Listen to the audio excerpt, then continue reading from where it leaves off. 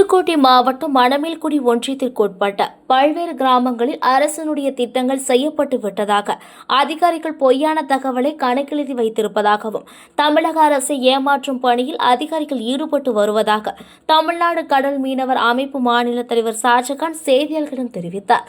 புதுக்கோட்டை மாவட்ட ஆட்சியர் அலுவலகத்தில் புகார் மனு வழங்கிய பிறகு செய்தியாளர்களை சந்தித்த ஷாஜகான், புதுக்கோட்டை மாவட்டம் மணமேல்குடி ஒன்றியத்தில் சாலை அமைப்பது, குடிநீர் தொட்டி கட்டுவது உள்ளிட்ட பல்வேறு பணிகள் நடைபெறாமல் இருப்பதாகவும், ஆனால் அதிகாரிகள் அப்பணிகள் நடைபெற்று விட்டதாக கணக்கை எழுதி வைத்து அரசை ஏமாற்றுவதாக பரபரப்பான புகாரை தெரிவித்தார். தொடர்ந்து செய்தியாளர்களை சந்தித்த விடுதலை சிறுத்தைகள் கட்சியில் முன்னாள் மாவட்ட செயலாளர் தமிழ்ச்செல்வன், புதுக்கோட்டை மாவட்டம் மணமேல்குடி ஒன்றியம் அழகன்கோட்டை உள்ளிட்ட பல்வேறு கிராமங்களில் பொதுமக்களின் அடிப்படை தேவையான வசதி, சாலை வசதி, குடிநீர் வசதி போன்றவை செய்து தரப்படவில்லை எனவும், பல்வேறு கட்ட போராட்டங்கள் நடத்தியும் தற்போது வரை இத்திட்டங்கள் நிறைவேற்றப்படாமல் பொதுமக்கள் தவித்து வருவதாகவும், இவற்றை மாவட்ட நிர்வாகம் முறையாக சரி செய்து தராவிட்டால் மக்களை இணைத்து மாபெரும் போராட்டம் நடத்தப்படும் என தெரிவித்தார்.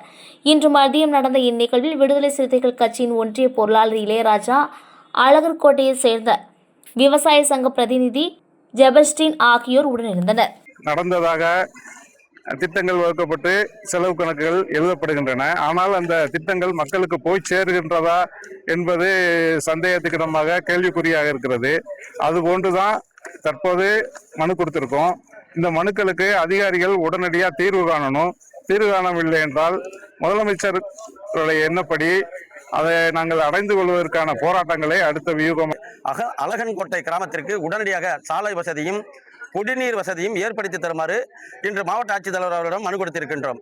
இந்த மனுவிற்கு செவிசார்க்கவில்லை என்று சொன்னால் மிகப்பெரிய அளவில் அந்த பகுதியில் சாலை மறியல் போராட்டம் நடத்தும் என்பதை இந்நேரத்தில் கிராம மக்களால் கேட்டுக்கொள்ளப்படுகிறோம்.